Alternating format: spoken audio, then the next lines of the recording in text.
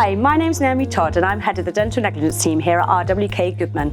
Today, me and my colleagues Sam and Sophia are here to answer some of your key questions about making a dental negligence claim.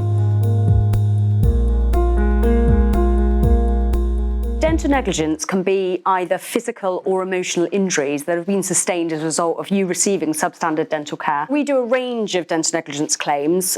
For example, if you've been going to your dentist for a number of years and as far as you're concerned, absolutely nothing's wrong, and you notice a little bit of bleeding or something, and then you maybe go to a new dentist and you're suddenly diagnosed with something called periodontal disease or gum disease and told you're going to lose all your teeth.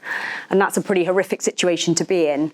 Other than that, we can deal with wrongful extractions, dodgy root canal treatments. There's a whole range of claims that we cover.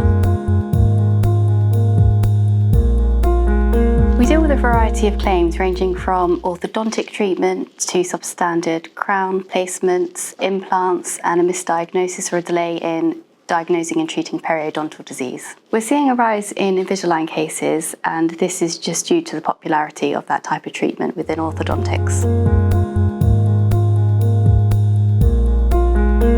You can sue a previous dentist, as all dentists will be registered with the General Dental Council and they will have to hold appropriate indemnity insurance. So if you've left that practice, it's simply just a case of writing to them to let them know the potential claim.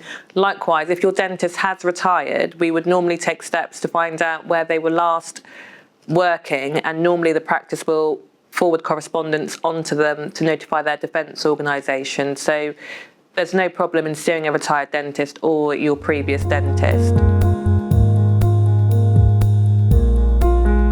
If you've had dental treatment with an NHS practice, they can be sued, as the dentists would each individually have to hold their own indemnity insurance, and you would simply be suing the dentist personally rather than the NHS practice, unless the treatment has taken place in a hospital. In those circumstances, we would then be suing the trust. So if you've had private or NHS treatment, you can still sue either way.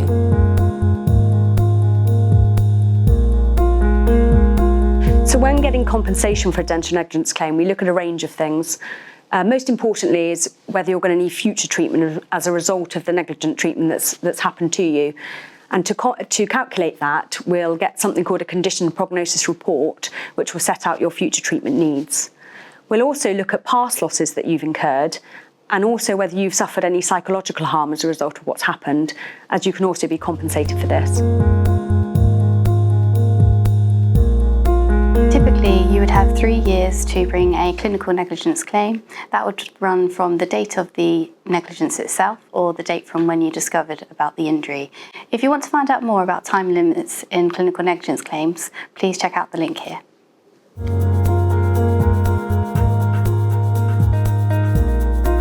At RWK Goodman, we're proud to have a highly specialised team who deal solely with dental negligence claims.